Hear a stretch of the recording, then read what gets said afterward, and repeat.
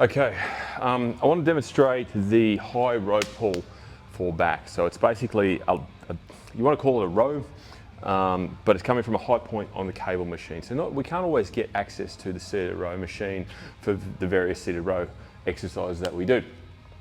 But with a high rope pull, we can certainly utilize a cable machine, which generally has 2 attachments. If not, there might be a couple of them in your gym.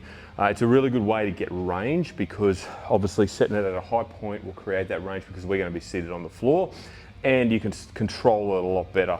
I feel this is a good movement for anyone sort of beginning out, but can also accommodate the advanced lifter. So for most guys that lift pretty heavy, you probably won't necessarily do this at a ridiculously high weight. We might have to chase reps, because the heavier it is, the harder it is to set up. Plus, the stack's only limited in terms of what you can lift. So let's just give this one a go. So we're going to be basically directly underneath it. I want to use my foot against the bottom of the cable pull to obviously control myself. But you can see here, I'm going to create as much stretch as I can through my back before I pull and pop the chest back out. And I'm going to rotate and twist my hands in the same instance. Now, you want to do this in a slower movement. You don't want to be ripping it down. Now you'll notice my hands are twisting as we go, and that's why we use the rope connection. We can easily use a neutral grip seated row connection, pop the chest back up, get as much range as we can, and pop the chest. So it's a really good movement to work the back,